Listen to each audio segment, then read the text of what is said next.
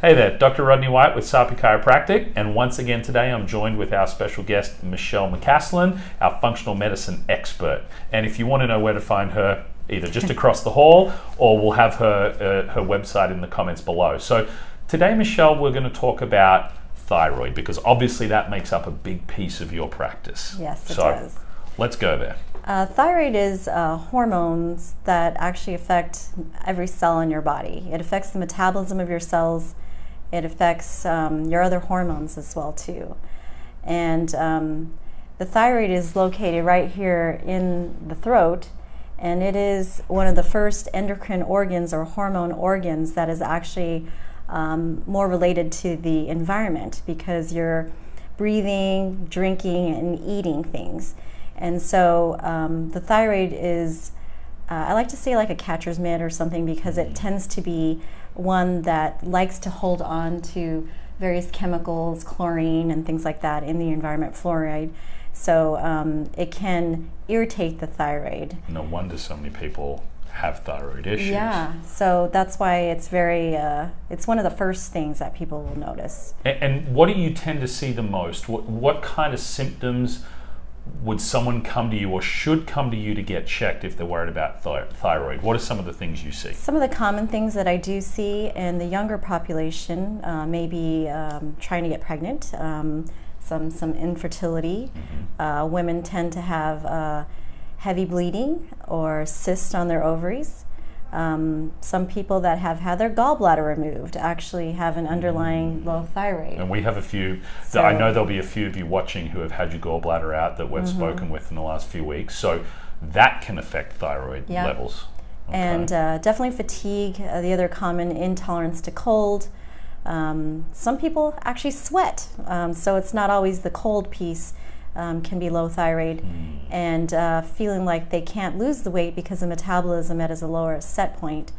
Also, some changes in the female hormones. Some women will have changes in their menstrual cycle, hair loss. Definitely energy is one of the big ones that I tend to see. Okay, so how do you approach then a thyroid problem? Because obviously the traditional medicine way is to get the thyroid drugs in there and either lift up or decrease depending if it's a hyper or a hypo. Right. What's your functional approach? My functional approach is first looking at the diet. Number two, helping decrease exposures to various chemicals, supporting the liver's ability to remove toxins. Mm-hmm. And I do run thyroid panels that look at the thyroid a little differently than most regular physicians do. And there's different ways that thyroid hormones, so-called, they convert. So in order for you to make active thyroid hormone, you need to have a healthy gut and a healthy liver. If you're under stress for some reason, malabsorption, autoimmune disease, insulin resistance, you can actually cause something to occur that will actually block your active thyroid hormone from entering into the cell.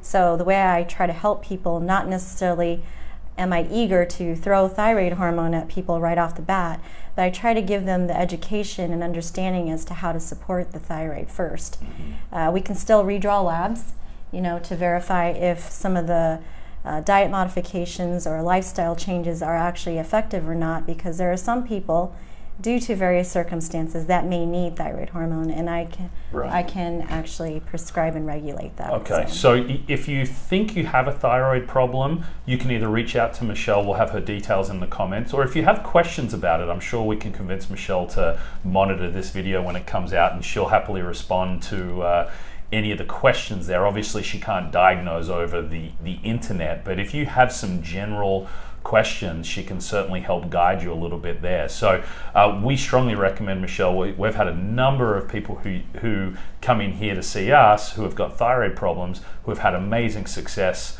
using Michelle. So that's all we have for today. Stay tuned. We may be able to convince Michelle to do some more videos with us. And I would love to. We're releasing our podcast soon, and Michelle's going to be one of our very first guests on there. And we're going to dive a lot deeper into a lot of these health issues. So looking forward to that. Thanks for watching, and we'll see you next time.